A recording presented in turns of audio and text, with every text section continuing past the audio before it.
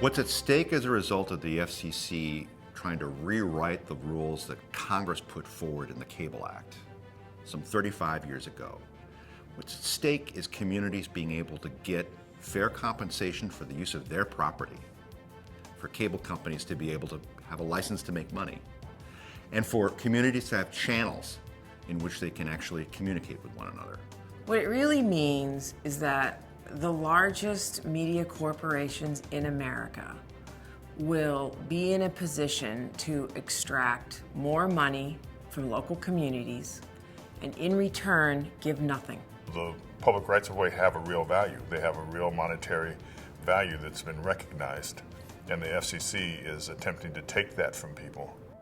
Things that were once donated or in-kind donations like 911 emergency lines or high-speed fiber internet between schools, those all that were considered in-kind donations are now going to be put at a market value, and that market value cost will be deducted from the percentage of what we receive annually from those franchise fees. It could be a negative defining moment for our industry to allow us to continue to do the work in our local communities to inform our local residents about what's happening with their government, what's happening with their schools, what's happening in their neighborhoods. It's taking away democratization of media and putting it all into the power of a few companies who will control everything that people consume, see, read, and hear.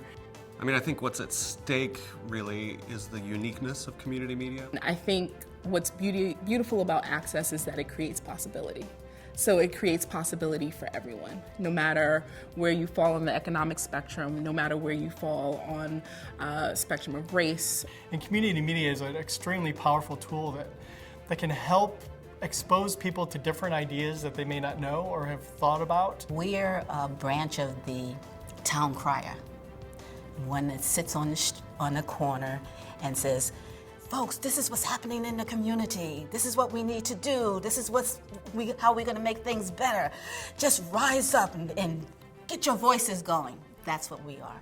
What's at stake is losing community voice, but from an educational standpoint, one of the things that we lose is providing students a real opportunity to have access to tools that they would have never had access to before, such as camera equipment, space, learning and knowledge, but also being able to use those tools to be able to have a voice. Community media is essential in our current political climate. We have a cacophony of very loud voices in our commercial media spaces. It's truly unique and important that we have centers like these in our towns, in our cities, in our villages, in our hollers. From small towns in Maine to the biggest cities like Manhattan, there's so much at risk. It guts the entire federal statute, which was designed to say that there would be both monetary benefits and that there would be community benefits for media. And if the cable operator has the ability to simply by fiat decide what the value of that is, there's nothing for local governments to negotiate because you have no negotiating power. In 2019, when we're seeing journalism being threatened, when we're seeing jobs disappearing, the one thing we can't end up doing is basically shredding those institutions, getting rid of those institutions, and eliminating the possibility for local people to actually see themselves in media.